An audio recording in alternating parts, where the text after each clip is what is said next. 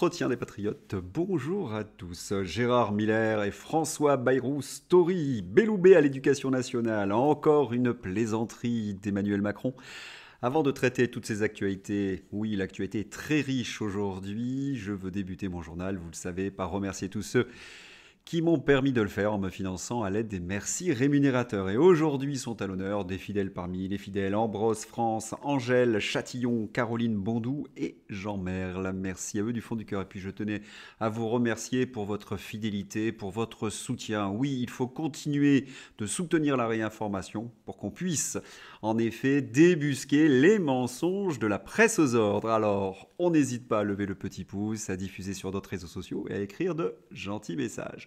Je vais débuter ce journal par revenir sur une information estanguée. Les 4 plus hauts dirigeants du comité d'organisation des JO 2024 de Paris sont dans le collimateur de la justice, visés par plusieurs procédures pénales pour prise illégale d'intérêt, favoritisme, recel et détournement de fonds publics. Si vous avez visionné la vidéo que j'ai consacrée à Tony Estanguet, vous savez que la rémunération de Tony Estanguet pour diriger le comité olympique était illégale au regard de la loi sur les associations. En effet, il avait touché 270 000 euros alors que la loi sur les associations plafonne à 140 000 euros et qu'il y avait un montage financier très curieux. Et pourtant, le comité olympique avait validé son salaire et le montage frauduleux. Mais comment s'en étonner lorsqu'on sait que ceux qui siègent au comité olympique sont eux-mêmes visés par la justice pour prise illégale d'intérêt, favoritisme, recel et détournement de fonds. Corruption, corruption. Tout ce qui approche Emmanuel Macron est lié à la corruption. Dossier Bayrou. On a l'impression d'être dans Dallas. Il y a un épisode, un coup de théâtre chaque jour. Bayrou veut rester un membre à part entière de la majorité et laisse la porte ouverte à une candidature en 2027. Hier, il disait strictement l'inverse. Et oui, hier, nous nous sommes quittés. François Bayrou affirmait qu'il allait réunir les cadres du MoDem pour lancer plus ou moins une insurrection contre Emmanuel Macron. Et là, patatras, nous le voyons rentrer à la niche, la muselière sur le nez. Mais que s'est-il donc passé ? Eh bien, d'abord, les cadres du MoDem ne suivent plus François Bayrou. Le torchon brûle entre François Bayrou et ses troupes après le refus du maire de Pau d'entrer au gouvernement. Le MoDem est en pleine incohérence. François Bayrou a décidé sans aucune concertation d'afficher un désaccord de fond avec la majorité présidentielle. Attonné, Jean-Louis Bourlange, un européiste parmi les européistes. L'un des poids lourds du MoDem dans un communiqué publié ce jeudi matin sur X. Et quelques heures après, qu'apprenons-nous ? François Bayrou relaxé. Le parquet de Paris fait appel dans l'affaire des assistants parlementaires européens. Le parquet de Paris fait appel à la décision du tribunal correctionnel contre les relax, notamment à l'égard de François Bayrou.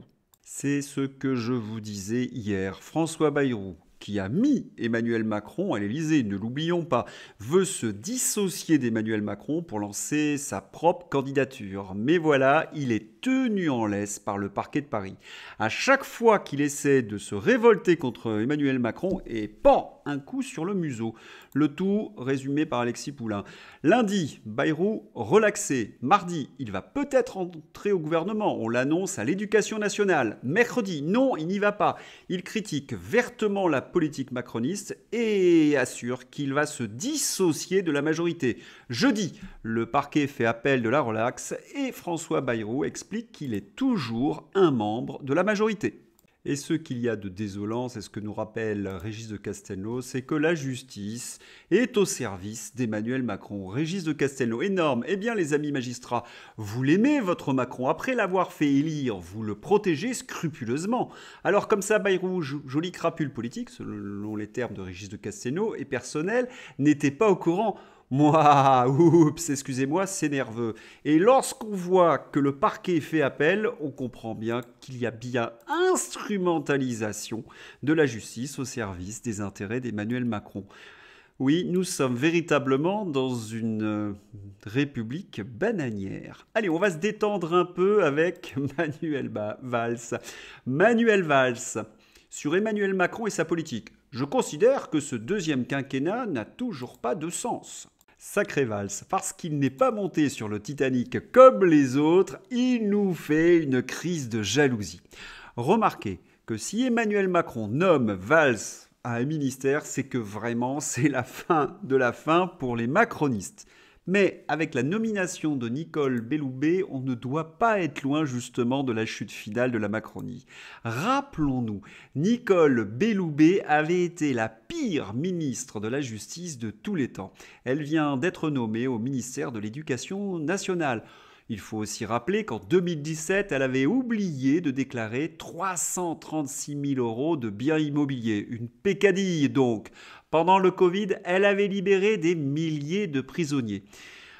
Elle connaît le monde de l'éducation nationale parce que c'est une ancienne rectrice. À son poste, elle avait bien fait rire les enseignants. Nicole Belloubet avait pourtant bien fait rire cette enseignante toulousaine qui se souvient d'elle comme rectrice au moment de l'explosion d'AZF.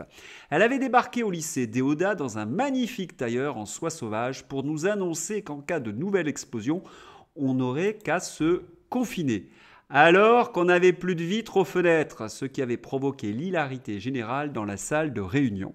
Et dire que les journalistes aux ordres la présentent comme une grande professionnelle, c'est tout l'inverse. Elle est incompétente, dogmatique, une véritable idéologue du Parti socialiste. Cela veut tout dire. Rappelons-nous l'affaire Mila. Mila avait été persécutée par des fanatiques qu'avait dit à l'époque Nicole Belloubet en 2020 quand la ministre de l'Éducation nationale, Nicole Belloubet, accablait la jeune Mila alors qu'elle était ciblée par les fanatiques.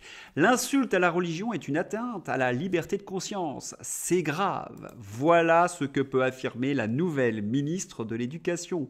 Et puis, il faut rappeler, lorsqu'elle était ministre de la Justice, je rappelle que Nicole Belloubet, en profitant de la crise du Covid pour libérer 12 000 prisonniers, est comptable de la plus spectaculaire hausse des violences au personne de notre histoire. C'est notre ministre de l'Éducation nationale.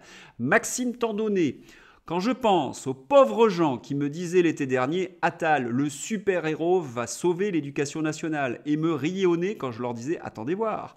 Remaniement, Nicole Belloubet va être nommée ministre de l'Éducation nationale. Nicole Belloubet, donc, c'est le pire du pire. Wokisme, LGBTisme, communautarisme, la quintessence du poison PS et de l'européisme. Et je l'avais dit sur cette chaîne, Gabriel Attal n'est qu'un communicant. Les mesures inspirées de notre programme n'avaient qu'un seul but, piéger les électeurs de droite. Pour préparer quoi ? Eh bien, un soutien éventuel lorsqu'il deviendrait Premier ministre.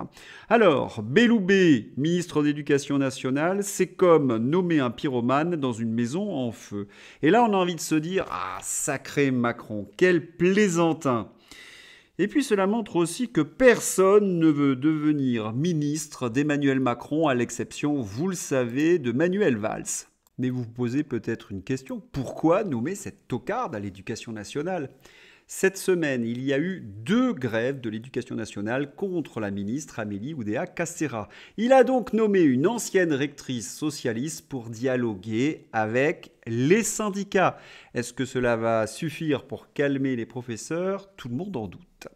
Affaire Gérard Miller. Oui, là, on reste, comment dirais-je, dans le milieu de gauche. Gérard Miller, c'est le soutien, vous le savez, de Sandrine Rousseau. Alors, que lui arrive-t-il à Gérard Miller ? Plus de 40 femmes accusent désormais le psychanalyste Gérard Miller d'agression dans une nouvelle enquête publiée demain par le journal Elle. Et oui, vous ne rêvez pas, il s'agit bien de 40 femmes, c'est-à-dire que Gérard Miller a mis en place un véritable système. Et certains affirment même qu'il y aurait d'autres témoignages. Mais Gérard Miller, c'est le barbe bleue de la NUPES. Et là, il y a des tas de questions qui fusent dans notre esprit. Comment faisait-il pour acheter le silence de ses victimes ? Car c'est là la vraie question. Lorsqu'on abuse autant de femmes, comment se fait-il qu'il ait fallu attendre des mois et des années pour avoir des témoignages? Le premier élément de réponse, c'est que Gérard Miller est un maître en hypnose. En effet, il abusait de ces jeunes femmes, souvent très jeunes, sous hypnose, sous prétexte de jeu ou Dieu sait quoi. Ça, c'est le premier élément. Le deuxième élément, c'est que Gérard Miller est dans un milieu de gauche. Vous avez quand même constaté que peu de gens de gauche veulent témoigner contre Gérard Miller. Il y a donc un véritable climat de terreur qui règne dans la gauche sectaire. Et oui, parce que tout le monde était au courant des pratiques de Gérard Miller. Personne ne l'avait dénoncé parce que c'était un mandarin de la NUPES et du Parti socialiste. Et là, on se dit, mais on a déjà vécu cette situation avec Olivier Duhamel.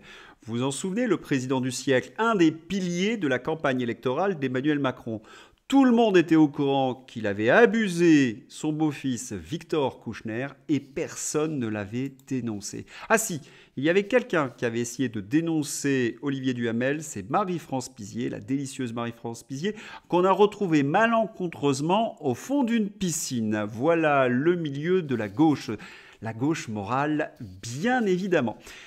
Je vais vous présenter un personnage qui va me permettre, comment dirais-je, de régler en quelque sorte le portrait de Gérard Miller. Vous le reconnaissez ? Carlos. Mais que vient faire Carlos ? Non, il ne va pas nous chanter Papayou. Non, ce n'est pas de chanson dont il s'agit. Je ne sais pas si vous le savez, mais Carlos était le fils de Boris Dolto, un très grand médecin, et de Françoise Dolto, la plus grande psychanalyste des années 70. Lorsqu'on interrogeait Carlos sur ses parents, eh bien, il expliquait qu'il avait une grande admiration pour son père, Boris Dolto, d'origine russe. Carlos parlait d'ailleurs un peu le russe. Et lorsqu'on lui disait « Et votre mère, Françoise Dolto », on sentait qu'il y avait, comment dirais-je, quelques contentieux. Et lorsqu'on posait la dernière question sur les gens que fréquentait Françoise Dolto, tout le milieu psychanalyste, Carlos affirmait cette chose. Chez les psychanalystes, 90% d'escrocs et 10% de fous. À votre avis, Gérard Miller, il est dans quelle catégorie ? Et puis un psychanalyste me fait penser un petit peu aux socialistes. En effet, les socialistes, ce sont des gens qui prennent votre argent pour exploiter votre misère. Allez, on ne va pas dire sans transition, il y en a une. La France insoumise. Jean-Luc Mélenchon essaie de régler son compte à Autain. Non, vous savez, la mandarine Autain. Non, Clémentine Autain, pardon. Depuis plusieurs semaines, Clémentine Autain multiplie les remises en question de la stratégie politique de la France insoumise. Un positionnement qui irrite Jean-Luc Mélenchon en quête d'un alignement des points de vue à 5 mois des élections européennes. Dans un message publié sur Telegram, relayé par l'Obs, le fondateur du parti de la gauche radicale a tensé la députée de Seine-Saint-Denis, l'accusant de sabotage. Sabotage ? Mais je croyais que ce genre de propos était réservé aux staliniens. En effet, les staliniens accusaient les dissidents de sabotage. Manifestement, Jean-Luc Mélenchon a conservé quelques réflexes, comment dirais-je, trotskistes. Tiens, puisqu'on parle des trotskistes, il faut savoir que la France insoumise s'est rapprochée de cette extrême gauche trotskiste, au détriment, vous le savez, notamment des souverainistes de gauche, comme Catarac, qui est allé au Rassemblement national, ou Kuzmanovic, qui a fondé son parti. C'est ce que regrette manifestement Clémentine Autain, qui a dit son désaccord avec la ligne de la France insoumise trop proche du Hamas. Allez, on va changer de dossier. Vous m'avez demandé de traiter cette information incroyable. TF1 Info confirme que la technologie Astrid a bien été abandonnée par Emmanuel Macron et reprise par Bill Gates sans vente. Juste entre parenthèses, j'avais déjà traité l'information plusieurs fois. Il se trouve que TF1, qui fait du fact-checking, a corrigé un de nos journalistes de la réinformation qui a affirmé que Emmanuel Macron avait vendu cette technologie à Bill Gates. Alors, il n'y a absolument pas de preuve qu'Emmanuel Macron ait vendu cette technologie à Bill Gates, parce qu'il n'en avait même pas besoin. Il suffisait d'abandonner. Alors, vous allez me dire, mais quelle est la nuance ? Vous allez comprendre. La France n'était pas seule à travailler sur Astrid. Une partie de la technologie était associée avec les Japonais. Il suffisait donc que la France cesse de travailler sur Astrid, donc qu'elle laisse sa place, et que le Japon cherche un nouvel investisseur. Voilà comment les choses se sont passées. Technologie de surgénération. Cette technologie dite de surgénération doit permettre de réutiliser le plutonium issu du combustible usagé. En 2014, l'agence japonaise de l'énergie atomique et MHI s'était associée au projet français de surgénérateur Astrid. Mais celui-ci a été gelé par la France en 2019. Qu'a fait le Japon ? Eh bien, le Japon s'est approché de Bill Gates. Voilà comment les choses se sont passées. Et personne, évidemment, pour dénoncer cette horrible entourloupe. Toujours au niveau de la transition énergétique. La transition énergétique est un désastre mondial. Malgré 6 000 milliards de dollars investis en 15 ans dans les énergies renouvelables, 2023 a battu des records de consommation de charbon. Et qui plus est, l'éolien en mer est au bord de l'effondrement. Hausse des matières premières et des taux d'intérêt, prix de vente trop faibles. L'éolien en mer est ébranlé par un difficile contexte géopolitique et économique. Et vous savez qu'il faut investir 400 milliards pour relier l'éolien en mer vers le continent. Oui, 400 milliards. Alors, il y a une question, comment se fait-il que cette énergie qui coûte cher, qui salit nos paysages, ait pu être, choisie par certains maires? Eh bien, c'est pas bien compliqué. Moulezan Projet éolien, le maire suspecté d'avoir truqué l'enquête publique. Ai-je besoin d'en dire plus? Qu'est-ce qui a permis le développement de l'éolien? La volonté du World Economic Forum et de l'Union européenne, bien évidemment. Donc, ils fournissent l'argent, les subventions et en grande partie également la corruption sur le terrain parce que nous n'avons pas de raison de développer des éoliennes dans notre pays. USA, qu'est-ce qui agite la classe américaine en ce moment? L'état de santé de Joe Biden. États-Unis, nouvelle méprise pour Joe Biden qui évoque une conversation avec le chancelier mort Helmut Kohl au sujet du 6 janvier 2020. Vous vous en souvenez, c'était des manifestants qui étaient rentrés au Capitole. Or, Helmut Kohl, en 2020, était mort. Selon nos chers vérificateurs de faits, Joe Biden, qui n'a plus toute sa tête, c'est une théorie complotiste. À tel point que les républicains ont décidé d'agir. États-Unis, les républicains à la Chambre des représentants jugent Biden inapte à être président, notamment parce qu'il n'aurait plus de mémoire. Eh bien, Joe Biden fait un communiqué « Je n'ai pas de problème de mémoire ». Joe Biden répond aux critiques après la publication d'un rapport dévastateur. Hier soir, discours de Joe Biden, nouvelle méprise pour Joe Biden qui confond le président de l'Égypte et le président du Mexique. Et ce n'est pas tout. Biden vient de déclarer que le Mexique est pays frontière avec la bande de Gaza. Cela va devenir de plus en plus difficile pour les démocrates de tenir le narratif que Joe Biden a toute sa tête. Ukraine, comme nous l'avions annoncé, le général Zaloujny, chef d'état-major de l'armée ukrainienne, a été limogé par Zelensky. Dans le JT d'hier, le colonel Hervé Carès a dressé le portrait des deux principaux remplaçants potentiels de Zaloujny, Kirilo Boudanov et Oleksandr Syrski. Ce serait Oleksandr Syrski, donc, qui aurait été nommé. Je vous mets la vidéo dans ma description. On va terminer par ce que préfère Nicole Belloubet. Un stage de drag queen organisé pour les enfants dès 11 ans fait polémique près de Bordeaux. On a envie de leur dire, mais laissez nos enfants tranquilles, parce que tout cela va mal finir. Cela peut finir en effet comme cela.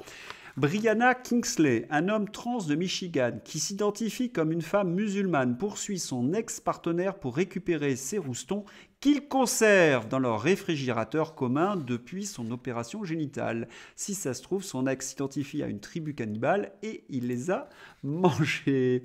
Et puis, on va finir ce journal par, quelque chose qui nous a beaucoup amusé. Raphaël Glucksmann, le dernier des gaullistes. On parle bien de Raphaël Glucksmann, l'agent atlantiste, mais quelle bonne blague, à tel point qu'Alexis Poulain. Jean-Pierre Raffarin, le dernier des Jedi. Oui, il n'y a plus que cela. Et vous vous dites, mais on n'a pas parlé de l'interview de Poutine. Eh bien, si vous voulez en entendre parler, il y a un deuxième numéro.